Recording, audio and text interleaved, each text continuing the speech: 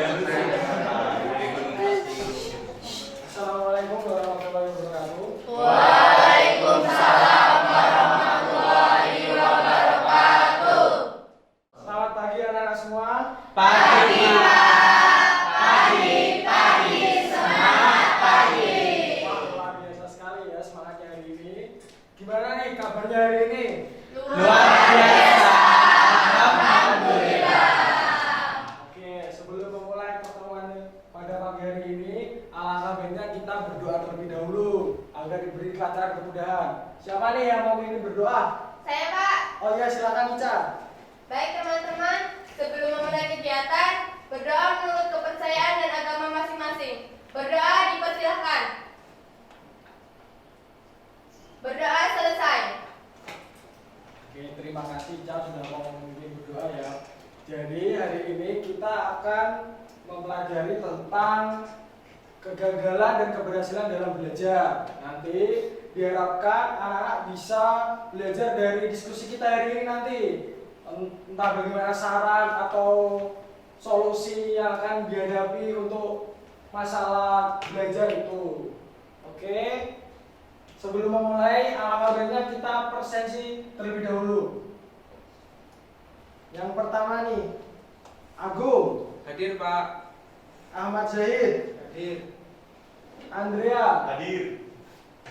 Aprilia, Hadir. Silvi, Hadir Pak. Yuti. Saya Pak. Oke, sudah dipresensi semua ya? Iya. Baik, hari ini kita akan belajar tentang kegagalan dan keberhasilan dalam belajar. Nanti diharapkan anak-anak itu bisa belajar dari diskusi kita hari ini, terus bisa tahu solusinya apa, terus rencana kedepannya nanti harus bagaimana. Bisa dipahami? Bisa. Ada yang mau ditanyakan? Saya Pak. Oh iya, silakan bilang. Izin bertanya, apakah itu terkait pengalaman pribadi atau pengalaman orang lain? Oh, untuk pengalamannya kita pengalaman pribadi. Nanti jika diperlukan kita bisa menganalisis nih pengalaman dari teman-teman. Itu ya, bisa dipahami? Bisa. Oke, selanjutnya nanti Bapak akan memberikan materi sedikit lah untuk bahan diskusi kalian. Setelah itu nanti kalian Bapak beri soal, dikerjakan per individu. Setelah itu hasil kerja individu kalian didiskusikan dengan teman pasangan kalian. Setelah itu kita bentuk kelompok, habis itu kita paparkan di depan kelas. Jadi teman-teman yang lain bisa menanggapi. Begitu ya? Ya, Ya Pak. Oke. Sebentar, ini persiapan materi dulu ya. Oke, nih materi pertama. Pentingnya mengevaluasi penyebab keberhasilan atau kegagalan belajar. Nah ini, kita cenderung berusaha menjelaskan penyebab dari setiap kegagalan maupun kesuksesan dari usaha kita, termasuk usaha dalam belajar. Jadi kayak orang-orang itu dalam menanggapi keberhasilan atau kegagalan dalam belajar itu bisa dari karena dia usahanya sendiri atau karena dari orang lain. Nah, terus ada atribusi. Atribusi ini apa ya? Dapat didefinisikan itu sebagai cara pandang seseorang dalam menanggapi hasil yang didapat. Jadi kayak, oh saya mendapatkan hasil ini karena faktor apa? Nah, itu yang namanya atribusi. Terus melakukan evaluasi terhadap keberhasilan atau kegagalan dalam belajar merupakan proses yang alamiah dan diperlukan. Jadi kita sebagai manusia atau individu itu perlu melakukan evaluasi dalam hasil belajar atau kegiatan kita, dan itu hal yang alamiah karena kita kan pasti nggak ingin gagal terus, jadi kita ingin berhasil. Jadi evaluasi itu penting, gitu ya. Oke, itu sebagai pengantar sedikit untuk bahan diskusi kita. Ada yang mau ditanyakan? Tidak. Oke, kira-kira ada yang mau cerita pengalaman gagal dalam ulangan nggak? Jadi udah belajar, udah usaha, tapi nilainya masih jelek. Saya. Sabar. Terus karena juga kita kan nggak mungkin gagal terus nih, karena juga berhasil. Nah, ada juga kan udah usaha, udah belajar, tapi nilainya juga bagus. Iya Pak, Pak, kadang ya berhasil, kadang ya gagal. Namanya juga hidup Pak. Bagus sekali. Mungkin ada pendapat lain? Saya Pak, Iya, silakan Tiara. menurut saya itu kegagalan disebabkan karena kurang belajar dan soalnya sulit-sulit Pak. Oh gitu, itu dari Tiara ya. Dia lain? Gurunya ngiler, Pak. Mungkin kamu aja yang nggak pintar. Ya, jadi itu masalah pribadi masing-masing. Jadi kita harus saling menghargai. Itu mungkin dari Andre, dari Tiara atau dari Ari emang berbeda-beda, begitu ya. Iya. Selanjutnya itu kira-kira apa sih penyebab dari kegagalan dan keberhasilan dalam belajar itu? Nanti kita belajar di sini. Terus kira-kira anak-anak sudah siap gak? Kita lanjut ke materi selanjutnya. Siap. Siap sekali. Kita langsung ke slide selanjutnya. Yang kedua ini faktor penyebab keberhasilan atau kegagalan dalam belajar. Nah, di sini tuh dipengaruhi ada 3 faktor. Yang pertama itu lokus, stabilitas, dan tanggung jawab. Nah, lokus itu apa? Lokus itu kayak penyebab dari keberhasilan dan kegagalan dari faktor internal dan eksternal. Jadi kalau dari faktor internalnya itu kecerdasan kita atau usaha kita. Terus kalau faktor eksternal itu dari lingkungan kita. Terus selanjutnya itu stabilitas, mengacu pada apakah penyebab kegagalan dari waktu ke waktu stabil atau tidak stabil. Maksudnya itu seperti kalian itu gagal atau berhasilnya itu stabil atau tidak, atau kadang gagal, kadang tidak, kadang gagal terus, kadang berhasil terus, atau gimana gitu ya. Terus selanjutnya itu tanggung jawab. Nah, tanggung jawab ini itu mengacu pada gimana kita bisa mengontrol kondisi itu. Apakah kita bisa mempersiapkan dengan baik agar kita bisa berhasil atau bagaimana. Terus kegagalan itu apakah penyebab dari kita atau gimana gitu ya. Selanjutnya, nah ini ada klasifikasi evaluasi tentang faktor penyebab keberhasilan dan kegagalan. Yang pertama itu klasifikasi dimensi. Di sini itu internal maksudnya itu dari dalam diri kita sendiri kan. Terus stabilitas, stabil dan tidak terkontrol. Maksudnya itu si individu lokusnya itu dari dalam diri sendiri. Terus dia stabil, terus tidak terkontrol. Nah, alasannya itu alasan gagalnya mungkin bakatnya yang rendah, terus alasan keberhasilan bakatnya yang tinggi. Selanjutnya juga ada internal, stabil, terkontrol. Terus alasan kegagalan mungkin usaha belajar yang kurang. Terus alasan keberhasilannya dia rajin belajar seperti itu. Terus ada faktor internal, tidak stabil, tidak terkontrol. Jadi kayak individu itu masalahnya dari faktor internalnya dia. Terus tidak stabil, habis itu tidak bisa dikontrol.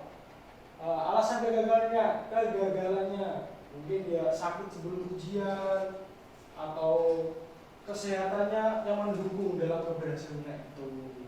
Terus di sini kita langsung ke faktor eksternalnya. Di sini ada faktor eksternal dari luar, terus dia stabil tapi tidak terkontrol. Nah, alasan kegagalannya sekolah memiliki tuntutan yang rumit. Mungkin dia kesulitan dalam di sekolahnya atau bagaimana. Terus alasan keberhasilannya soal ujiannya mudah.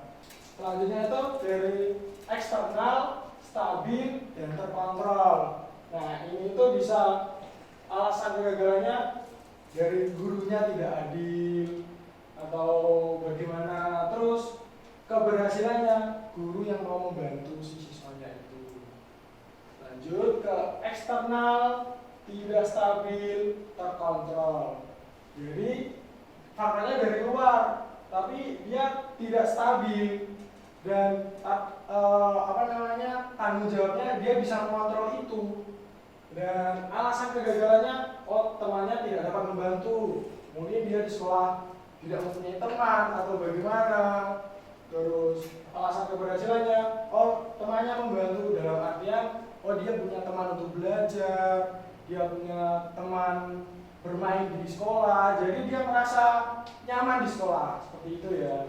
Oke, setelah pembahasan ini kira-kira ada yang mau berpendapat nggak tentang pengalaman keberhasilan dan kegagalan dalam belajar? Saya, Pak.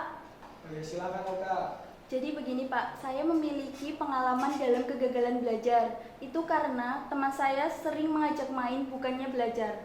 Saya juga pernah mengalami keberhasilan dalam belajar karena saya selalu diberi dorongan dan motivasi oleh kedua orang tua saya. Oke, itu terima kasih Oka, itu pendapat dari Oka ya. Kira-kira ada yang mau berpendapat lagi? Saya Pak, Oh, ya silakan lagi. begini Pak, kalau pengalaman saya kalau misalkan suka dengan pelajarannya, saya itu jadi lebih ingin tahu dan lebih semangat dalam belajar. Makanya nilai saya jadi bagus. Kalau misalkan saya nggak suka pelajarannya, kadang saya jadi malas, makanya nilai saya jelek Pak. Oke, itu terima kasih. Itu pendapat dari Ricky ya. Jadi itu pengalaman pribadi dari Oka dan Ricky. Jadi apakah benar sih penyebab keberhasilan atau kegagalan dalam belajar itu dari faktor eksternal dan internal kita? Tapi nggak juga sih Pak, bisa aja keduanya. Nah, benar sekali Putri. Jadi penyebab keberhasilan dan kegagalan dalam belajar itu memang bisa dipengaruhi dari faktor eksternal dan internal kita. Begitu. Oke, selanjutnya ya. Oke, kita langsung ke materi selanjutnya ya, yaitu tingkat keadaptifan faktor penyebab keberhasilan atau kegagalan dalam belajar. Nah, di sini itu atribusi berpengaruh terhadap motivasi seseorang. Jadi orang dengan keyakinan atribusi bahwa kegagalan yang dialaminya karena ketidakmampuannya, maka ketika menghadapi tugas berikut yang dirasa di luar kemampuannya, kemungkinan besar ia tidak memberikan usaha yang gigih untuk menyelesaikan tugas tersebut. Jadi kayak kita atau anak-anak kalau merasa sudah tidak mampu, pasti kebanyakan tidak mau berusaha. Nah, itu salah. Jadi dalam kecenderungan ini, orang yang punya keyakinan atribusi bahwa kegagalan dialaminya karena ketidakmampuannya pasti tidak akan bisa maksimal dalam melakukan sesuatu hal yang seharusnya dia padahal bisa melakukannya dengan lebih begitu. Terus selanjutnya ini rencana tidak lanjut atas penyebab keberhasilan atau kegagalan belajar bisa diterapkan di semester berikutnya. Nah, di sini itu ada dua cara. Yang pertama, perbaikan usaha belajar dapat dengan secara kualitas dan kuantitas. Nah, kualitas belajar ini dimasukkan dengan bagaimana cara belajar kita yang efektif, yang memudahkan kita memahami materi itu dengan baik. Terus yang kuantitas, nah ini berkaitan dengan waktu belajar kita. Apakah kita belajarnya habis maghrib atau sekolah kita meraih pelajaran tadi atau bagaimana? Begitu ya? Iya. Bisa dipahami? Bisa. Selanjutnya, Bapak punya sebentar. Ini ada lembar kerja. Jadi anak-anak diharapkan bisa mengerjakan ini. Nanti ini dikerjakan sendiri-sendiri. Gitu ya? Iya. Iya, Pak.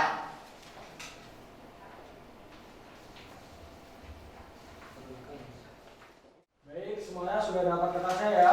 Sudah, Pak. Oke, ini bisa dikerjakan sendiri-sendiri. Terus waktunya 10 menit. Bisa dimulai dari sekarang.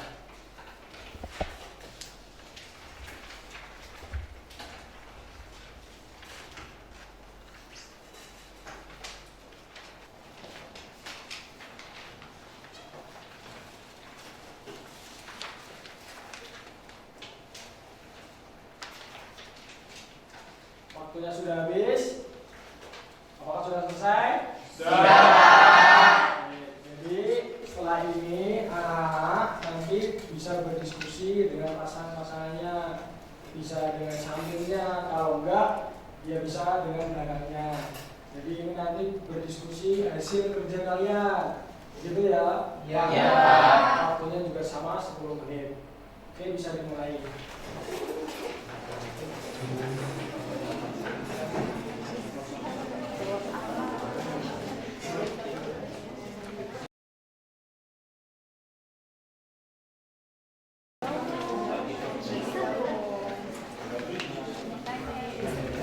Oke, waktunya sudah cukup.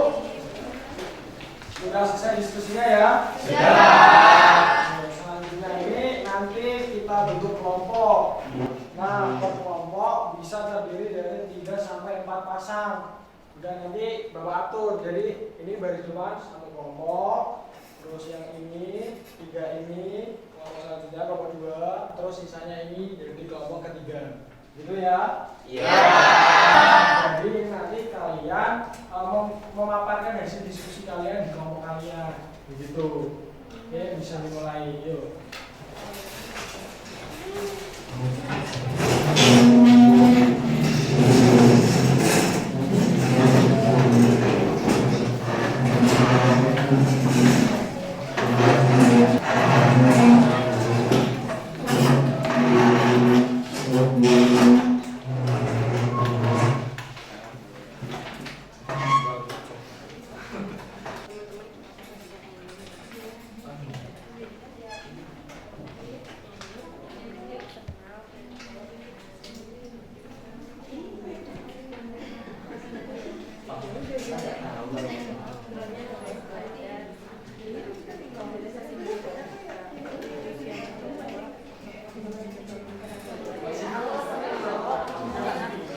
Oke, waktunya sudah cukup ya.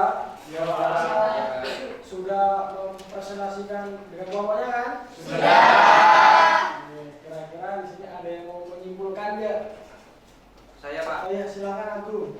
ya saya mau memberi kesimpulan mengenai materi hari ini, yaitu faktor apa saja yang mempengaruhi kegagalan dan keberhasilan dalam belajar. Yang pertama itu ada lokus, yang kedua itu ada stabilitas, dan yang terakhir itu ada tanggung jawab. Nah, gimana jika 3 faktor ini berjalan dengan baik, maka proses belajar kita akan dapat dikatakan berhasil. Seperti itu Pak. Terima kasih Agung, itu pendapat dari Agung ya. Iya. Selanjutnya ada yang mau mengutarakan perasaannya gimana mengikuti layanan hari ini? Saya Pak, Iya, silakan Sekar. saya merasa senang karena di sini tuh saya mendapat pengalaman yang baru yang nggak saya dapat pada mata pelajaran biasanya. Terima kasih Sekar. Selanjutnya Bapak rasa layanan ini sangat menyenangkan ya, dari responnya Sekar, terus dari pengalaman dari Agung. Pengalaman baru apa nih yang kalian dapat setelah mengikuti layanan ini? Saya Pak, Oh iya, Lydia silakan. jadi saya itu bisa paham apa saja faktor kegagalan dan keberhasilan. Tidak hanya dari faktor dari luar saja, tetapi juga dari dalam diri kita sendiri. Seperti yang telah Bapak jelaskan tadi, yaitu ada lokus, stabilitas, dan tanggung jawab. Tetapi menurut saya yang terpenting adalah usaha dari diri kita sendiri. Terima kasih Lydia. Oke, selanjutnya nih, kira-kira kedepannya action apa nih? Kira-kira ya rencana apa yang anak-anak bakal lakukan? Siapa mau berpendapat? Oh ya, silakan Zulfi. Kalau saya setelah ini mau membuat jadwal harian Pak.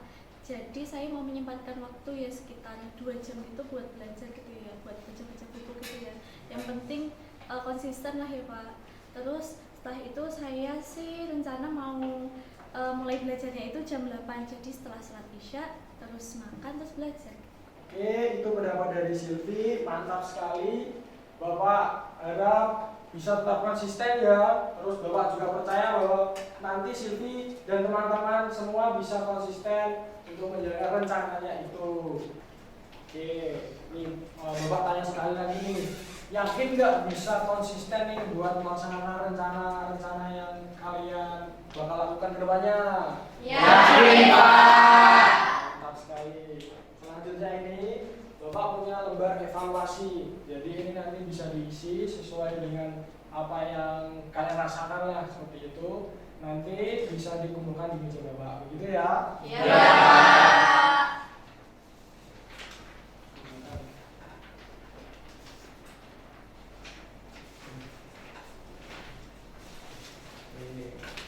Gitu ya.